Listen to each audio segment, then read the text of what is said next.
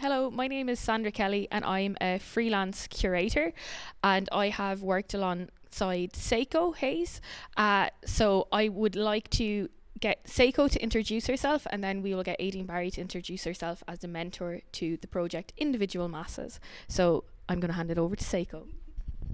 Thank you. Hi, everyone. I'm Seiko here, and I'm a artist based in the Cork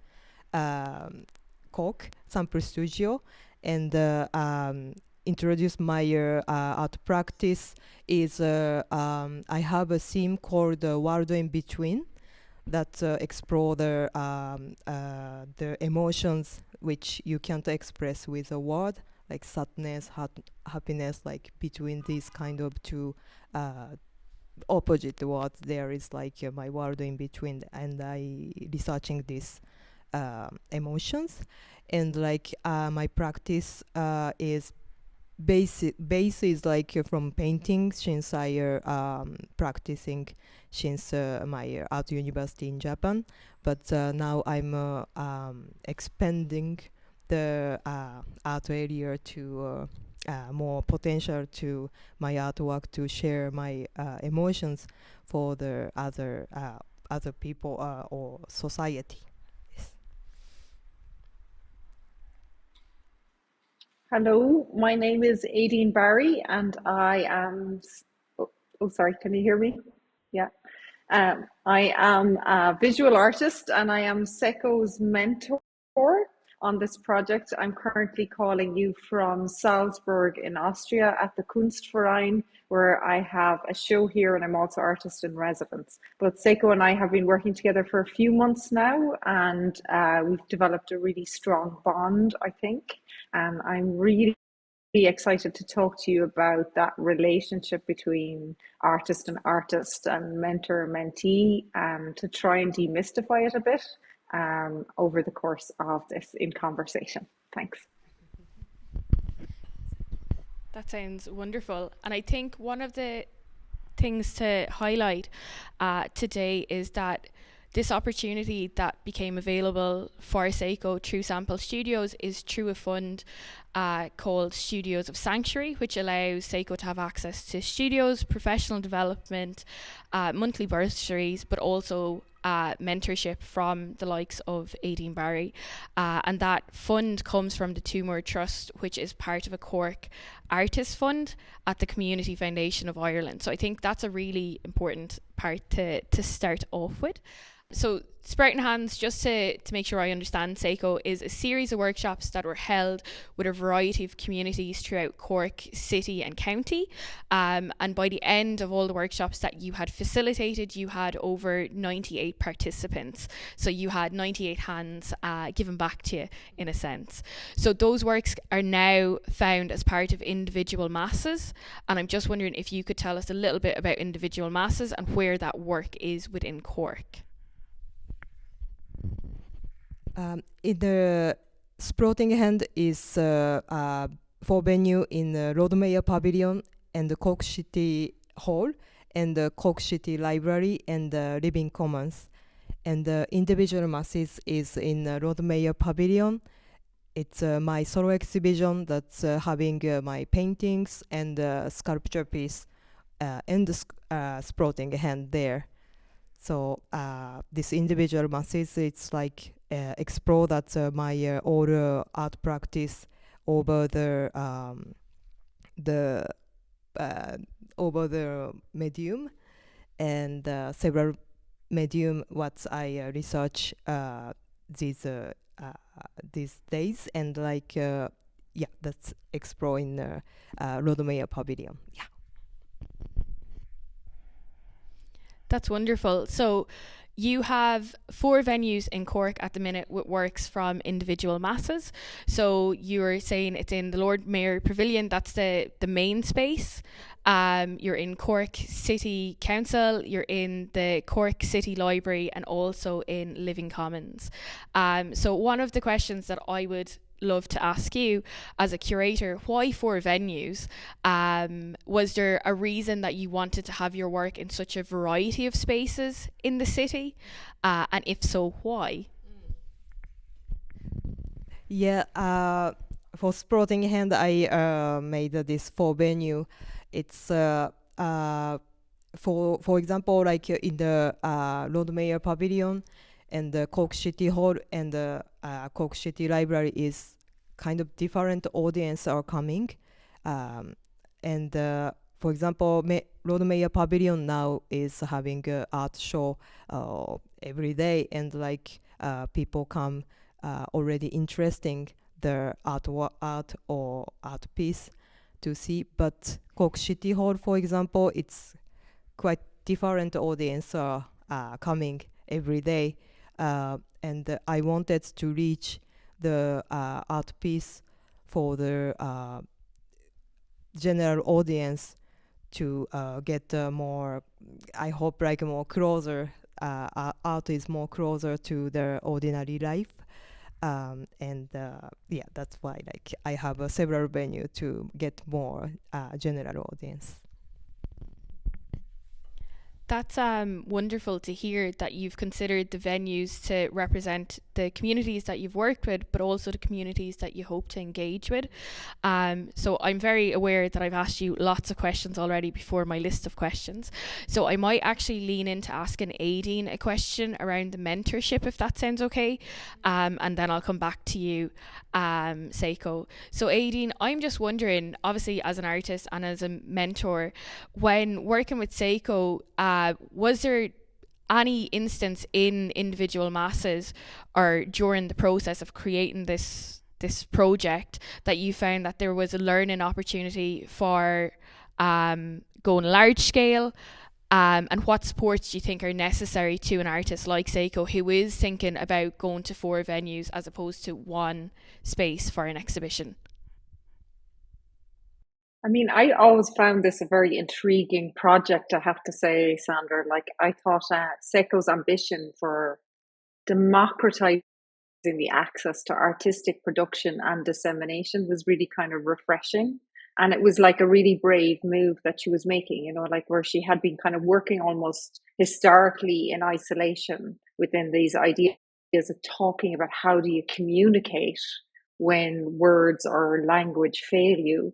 How do you then reach maybe non-art audiences as a way of kind of talking about this idea of isolation? And especially after coming out of like pandemic, where we all experience this idea of isolation, I thought her approach was really humorous and genuinely human and honest. And I just also really loved the idea that she was thinking about procession within her practice, because she'd been doing these kind of creepy parades, and then she thought about how could the venues themselves could be spaces that the audience might be curious about and could journey to these other civic sites which are open to the public. And you know, I mean, when you think about it as well, the other thing that I found really refreshing with in the kind of mentorship role was talking to Seiko about, you know, where people feel intimidated around the access to visual art, you know, like, because gallery spaces can be really kind of intimidating spaces.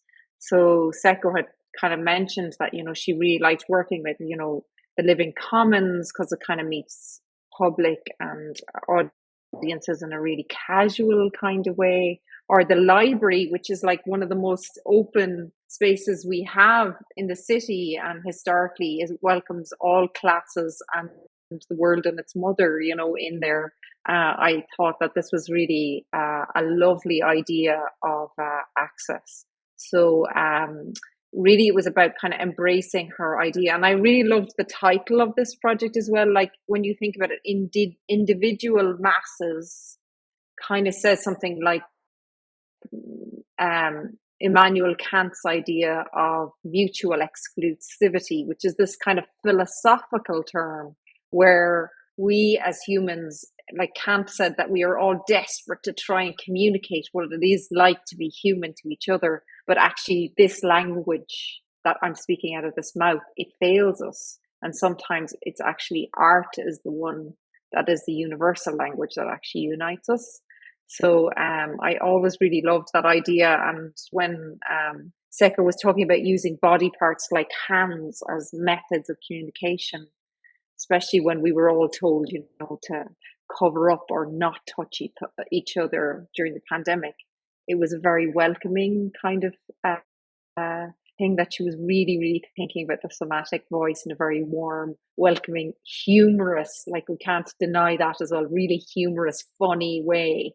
I just loved it, the whole project. I'm so incredibly impressed with her level of ambition for the whole thing. I don't know how she does it. She has this incredible energy that's able to pull everything off. We can definitely agree on that. And I think jumping off from what you said about the communication, that leads actually into the question that I have for Seiko about the different roles that were involved in planning such a large scale project. And we've spoke at length about this, as I'm sure ye have, that this isn't just a couple of months in the making. This is 2 years worth of conversations of aligning what roles people would take on, what skill sets were needed. And in this instance, I think it is fair to say that Seiko isn't just an artist. She was a facilitator, she was a project manager, she was a financier, like she was many things within this. And to be able to have all those roles for herself, but also to be able to open it out to invite, like yourself, Aideen, or myself, into her practice, into what she was about to do. So I'm just wondering, Seiko, if you could kind of highlight to us just some of the processes or roles that you might have undertook for making individual masses. Yeah. So like first of all, like if I don't have like Sandra and Raphael, that's assistant artist, and Aideen's mentor to get keeping my motivation for this project, and the EV director from the sample studio. If don't have these things, I couldn't do anything. That's fast stuff. But yeah, thank you for that. And this quite challenge for me. As you can see, like I really always having trouble with my language problem to communicate with the people. I need a long time to make a message or talking, and but I really wanted to do like by myself. This like as a title, you say the title is individual masses, that I wanted to challenge to individual artist potential, like this several venue I contacted by myself, and sometime I went to live chat to see to conversation more easy for me, and also after like make a team, Sandra, I say to you like this sprouting hand, please do the curation of that, and Sandra say yes. It's since 2 years we are chatting about this sprouting hand, and Raphael like he's like a lovely artist, and I know like we can do together, and he supports really a lot of work here, and also Aideen, like always, like I chat with you, like you always give me advice and especially motivation for my heart from this project, and Ibi also like same. And after like more difficult part is like making a timeline, such a 2-year project. So, and also I should make a more like a proposal for the funding, and also keep communicate and the motivation, same motivation as us to the venues, several time contact, and also, but always like 2 years project is really like long, looks like, but and sometimes like motivation will down during this 2 year, but always like keeping on the new stuff to find like timeline, and sometime more opportunity coming, and I met some other people, for example like in the audience or participants, and this kind of stuff is really kind of different as I I do like for the painting, only painting exhibition, that's this one especially is like more involved many people.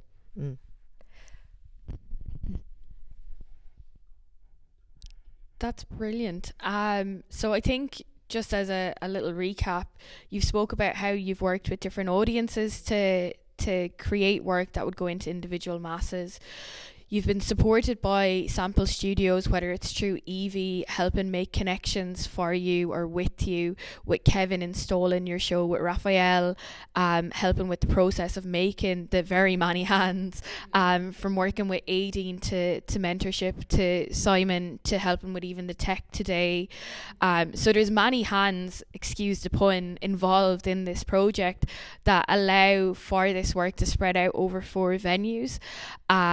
And that kind of leads into a question actually that I have for Aideen, and that's just about the best way to approach resources and opportunities and finding that balance as an artist. So like Seiko reference, like you'll put in a funding application and you might not be successful, and sometimes you can kind of be a little bit demotivated by that, but it's finding what that next step is. And I genuinely do think it's about that community that is around us in the arts, that it's somebody who will say, have you considered this, or did you know that this is an opportunity? So I'm just wondering, Aideen, what are your thoughts around that and how you found the process?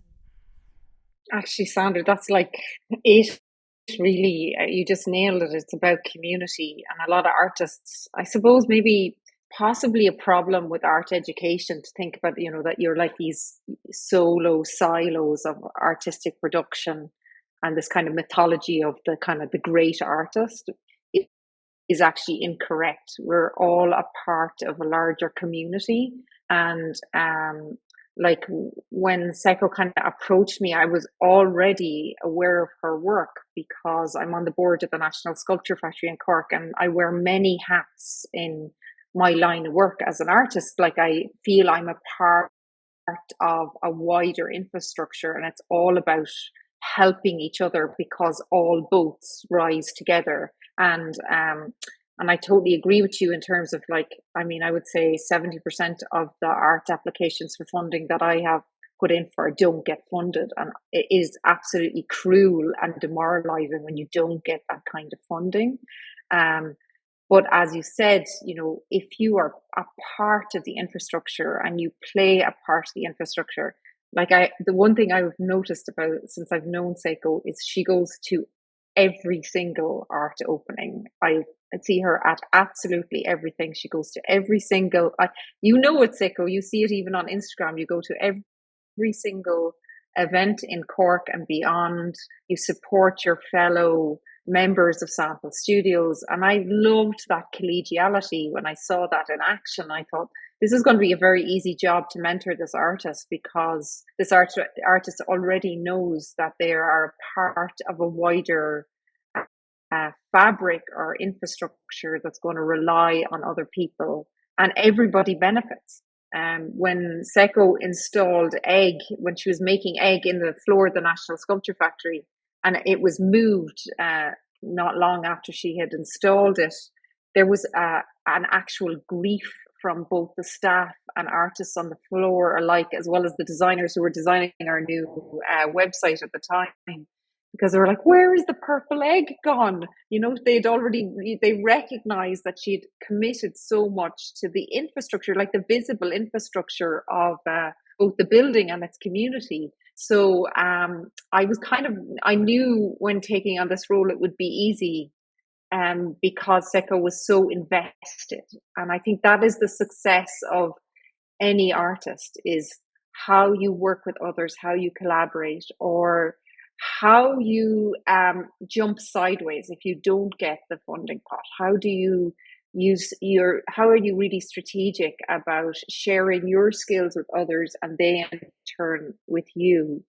How is that like mutually beneficial, and how does it raise everybody's boat?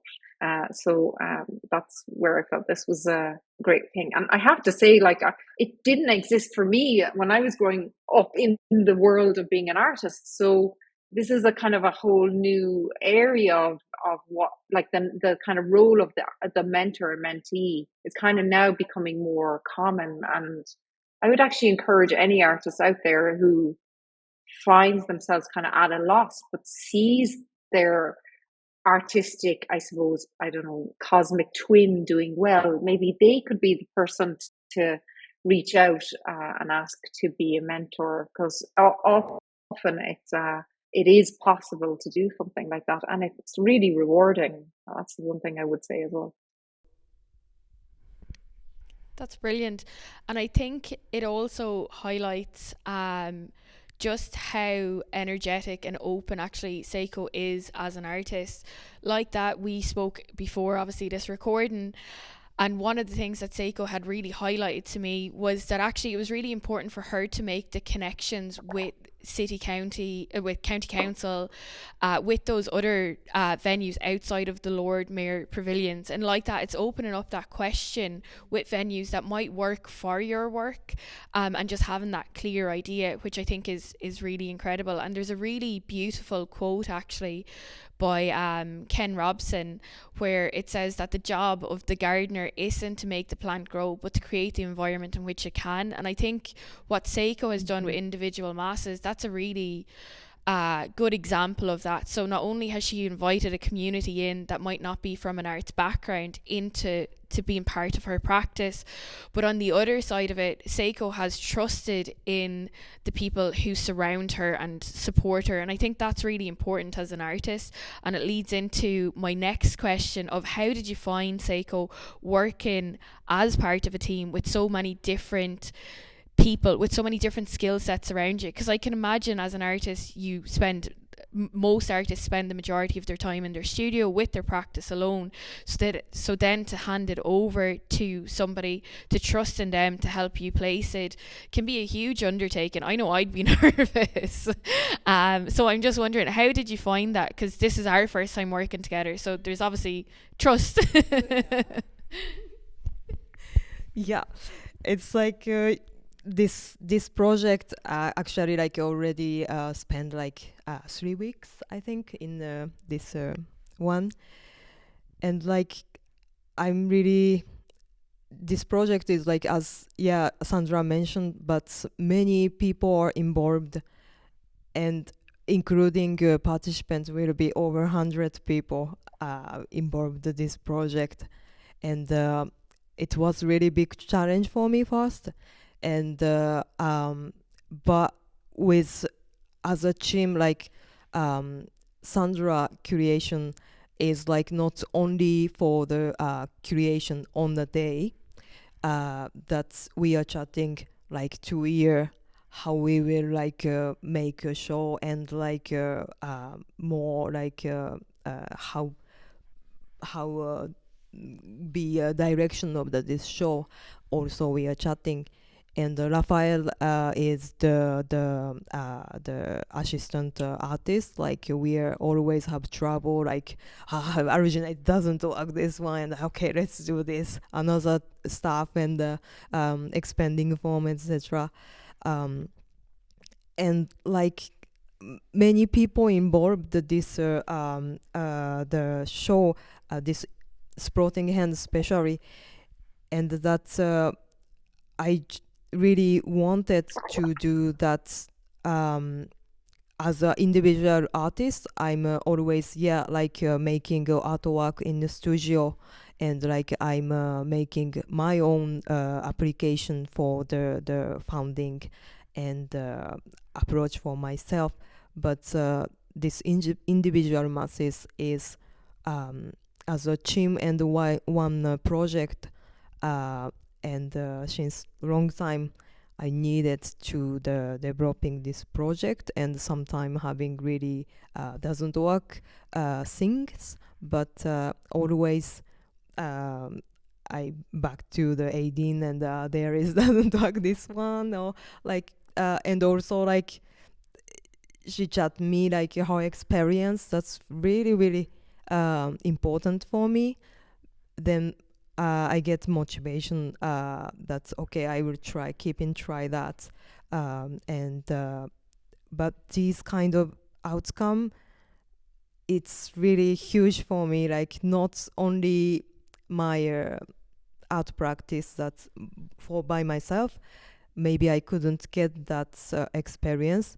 And also like participants, we are chatting always like with making a hand and like how are you, and when passing through the road, like they say, oh Seiko, how is your hand? Like Cork is really a small city, and maybe each other knows, but I didn't get these participants say hello in 5 years. So living here, so it's new for me, and I hope other venues also having same as me, like they get some other not usual audience, that's other type of audience there, and they can get involved and then become artist, getting in a city that's everybody know how artists working, and many people don't know so much, probably like struggling about funding, or struggling about timelines, or maybe if I can be triggered to be like during this say hello chat, how are you, your hand, and I say like maybe I couldn't get one funding, etc. And if coming bigger conversation, and then these people notice that artists are working like that way, so that's this purpose of the individual masses, and there is a lot of type of art in the world, and that's I wanted to show, and since now I'm really happy that I could make this work here. That's wonderful. And it's so lovely to hear that you've had those moments with participants who have come to a workshop and then are that little bit more open to go into maybe a different venue that they might not have naturally went into. Like Aideen said, the library is such a great draw because everybody goes there, while you're going into the city council building potentially to pay a parking fine, but being welcomed by some very beautiful art. So it's really lovely that each space offers something different, but each community group that you worked with offered something very different. And just thinking, I think we can all agree that this is quite a large scale project in terms of it's taken over 2 years. There's over 100 participants actively involved at the start or at the core of the production of the work that would later go into individual masses.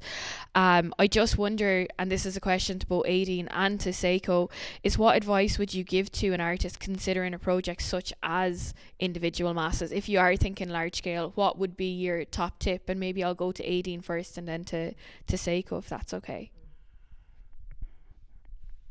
I mean,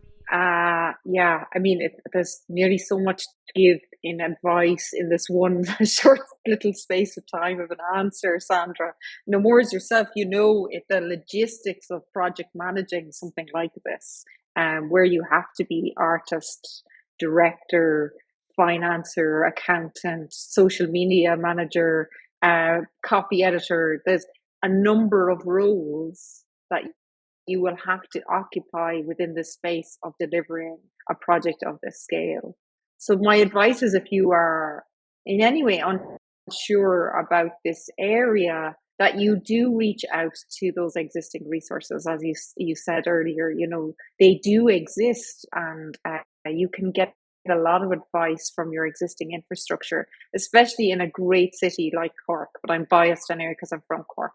But there is loads of amazing organizations there that are doing a lot of great work, in particular in EDI, equality, diversity and inclusion, around raising up people who often would be excluded from the arts. And I really must applaud AV and Sample Studios for the Sanctuary Award, actually, because what they are doing is they're actually really creating a safe space for diverse artists to access the skill sets to deliver projects like this, which is amazing and so progressive And so my advice would be to partner with these organizations because they are already thinking about being ambitious themselves and how to create this infrastructure. So yeah, that's my advice, my distilled version of advice on this. Yeah, and for me, it's like so as I said, but this one needed 2 year, and I think also like have a vision before what's really you want to do for this kind of big project or several venues or I think yeah like you should maybe know yourself like what you want to do and what's kind of like people you want to involve, not only organization, which organization or what kind of audience or not like that, but what you want to be together and like make what's message for the from the this kind of project to explore is yeah really difficult. And I know it's really difficult to make a start to keep motivation. That's 2 year, but if you have a really great teams around, maybe you can do it. And I'm sure for myself, it's yeah, I could do with that. Yeah. Brilliant. And we also opened out questions to a wider field. So one of the questions that came in, and I'm very curious about this myself, is how did you make the hand? It looks like a type of expanding foam. And did you make the molds for each hand? What was your process? So this hand is like I made a modeling with alginate. That's same as a dental product. Usually they use for the making tooth shape. That's skin safe, so that's why like I choose this product. And I made yeah each hand model from each participant, and I bring to the National Sculpture Factory like 30 over 30 hands modeling, and I put expanding foam into the modeling. Yeah, and after 2 hours will be like shaped this hand, and after I sprayed it with Raphael, and yeah, that's how to make this hand. Yeah. Can I say something else there, Yes. Sandra? Would that be all right? I think there's another part of the process that Seiko is all. I mean, she's too humble probably to even speak about it. But the process I think that Seiko has undertaken with the creation of this work, I mean, English is not her first language. I don't think it's even her second language. But her ability to engage public back into the space of creation after the pandemic, to talk about the orifice of the mouth, like using this material that's used in dentistry, where we all had to cover up our mouths for so long and cover our hands or be mindful of washing our hands all the time. And how she's managed to get this quantity of people involved through trust building has been absolutely an exceptional part of the process. And the other thing around that is the context of actually even working in the Cork libraries at the moment, where there has been this rise of right-wing rhetoric, where there have been these absolute neo-Nazis going into the libraries and attacking staff, and how Seiko has actually been just a complete breath of fresh air and an antidote around this discourse of creating this safe space where art and public can exist together, is like such an amazingly generous part of production and social engaged practice, that I think it says so much about the success of this project, and a very welcome, from what I understand, to people who work in the libraries in particular. they find it has been an incredibly welcome thing to happen at this time. So I really want to thank Seiko for being so brave about making this work and building up trust with the community at this moment. So thank you, Seiko.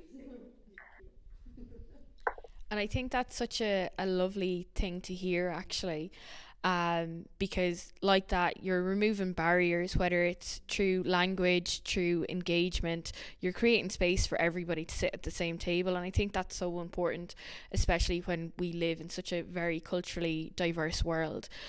So yeah, I think Aideen hit the nail on the head, where it's a huge thank you, because you're engaging people who might not necessarily come to exhibitions, but now that chance has genuinely increased.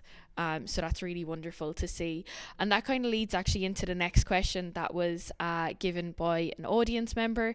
How do you think the training and socially engaged practice that you undertook as part of the Studios of Sanctuary Residency in sample studios influenced your approach to this work? So this sample studio sanctuary residency since 2021, I get this residency. That's first they're supporting for the my practice and how where you want to how you want to develop, and like where you can get opportunities, or like and also like we have 4 members that from the including me for another countries, and like same as me, like not Ireland is not mother country, and that's quite difficult. That's finding the opportunities and how you live as an artist in other country, and this studio sanctuary is like supporting that part to get chance and like to be like developing with financial parts also. That's really important for the artist to getting engine access to the your artist life, and also like supporting like with professional development workshops. There is several workshops there, and also we chat each other like how you did it like this month, and yeah, that's really supportive for this exhibition, and also like my practice too, and like yeah. That's really good to hear that there's so many supports that surround you with a project like this. And the final question that I will put to you is, what were the benefits of working with a mentor, and how did you feel the experience helped you progress what you were doing? Because I think that's genuinely something a lot of artists will be intrigued by, actually, because I think it is quite a relatively new experience for many of us, whether it's working with a mentor or a curator. So I'm just wondering, how did you find it? And then we'll ask Aideen, how did you find it being the mentor, if that's okay? First, for the mentoring with Aideen, like I'm really happy that I could like chat with the Aideen to exchange her experience, and like not only for the art, like we have like a chat with a coffee, and like she came to the marina market for the egg and egg collection of emotion, and like we take a photo together and like a chat, and like that. I think that's looks like small stuff, but actually it's really important that in some, for example, some Aideen have many like lovely video in the YouTube that her experience to showing that in the talk, and also that's I watching, but also like with more like including like the really like live chat with my mentor, how you doing, and like sometime talking about just general chat, and that's kind of really like making my base relation with the Aideen as a friend, and also, but her experience, she really like teach me that how she develop or like making how project, and like also like getting many advice for that, and that's both side.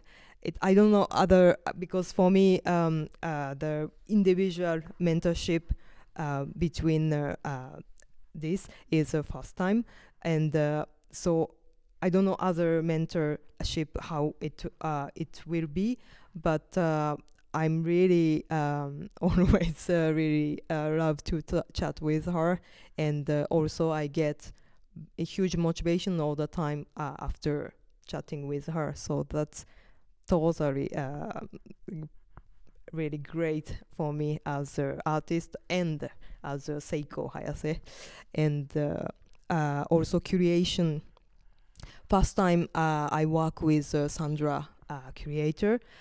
I'm uh, I'm not sure that I didn't show that everybody take a curator each show, or I know it's big gallery, big museum, or there is always curator for the general curator for there, but I really wanted to work with her, because before this project I made, like we are chatted, we met before that, and we are exchange the my artwork about talking, and I decided that if I have some show next one, I want to work with her, and finally like I get this individual masses opportunity from the sample studio, and I contacted her directly, and like I have this project, and like she said, yeah, let's do that, and um, it's creation. A curator is like for me this project, it was not only the day before coming, then you set up, okay, here and here this sprouting hand sculpture coming.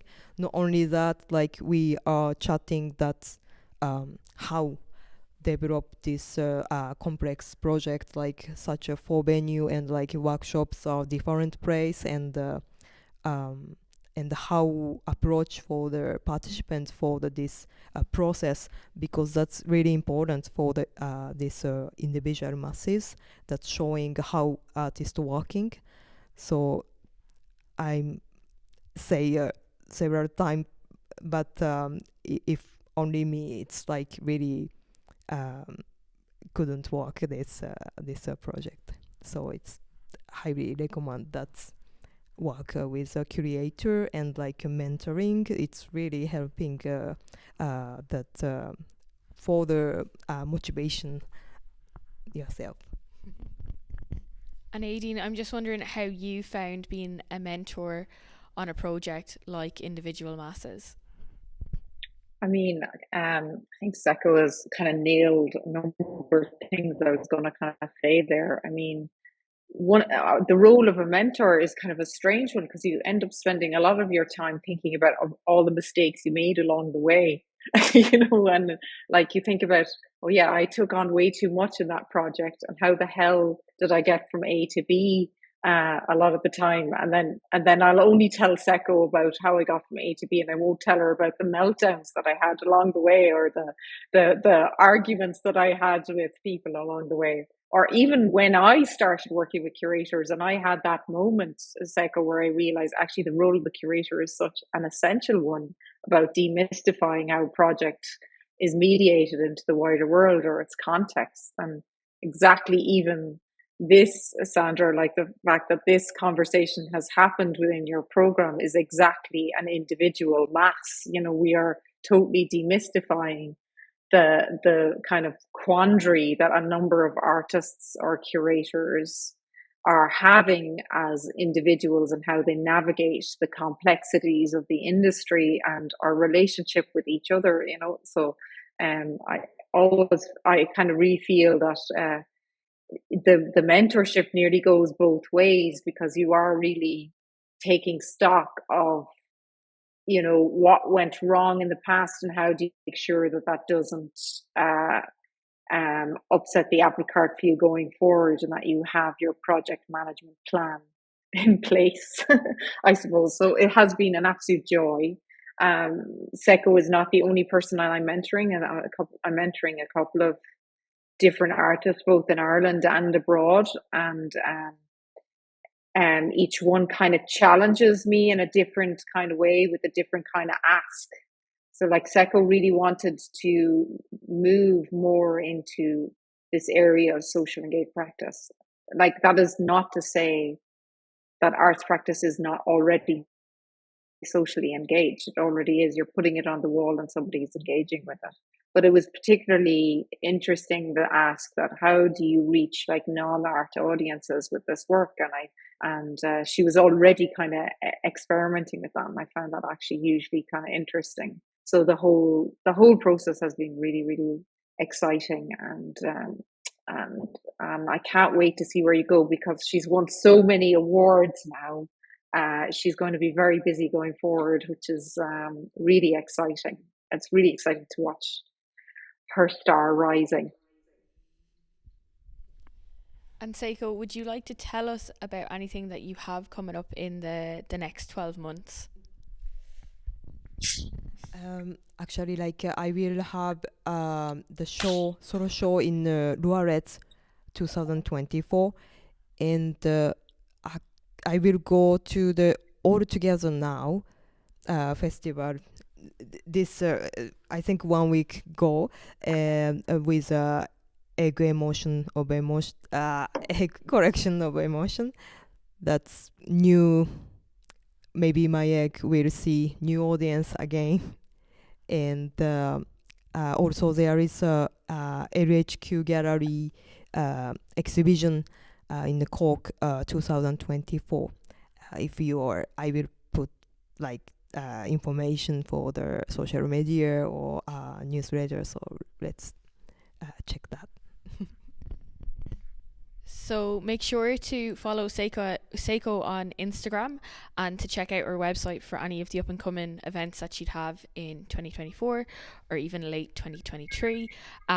Like always, a huge thank you to everybody that was involved in making today possible, especially Sample Studios, Cork County Council funding, Aideen, who joined us from Austria, to all the many hands that touched this. I think, just as a really quick reflection before we go, I think it's very clear to see that something like individual masses happen when communities come together and communication is strong. And I think none of this is possible without Seiko. So I think a huge congratulations is in order, but also a huge thank you for involving so many people. Without realising, you've created miniature communities within communities, and I think that's no small feat, as Aideen had highlighted throughout this conversation. So thank you, and thank you to everybody who watched and listened.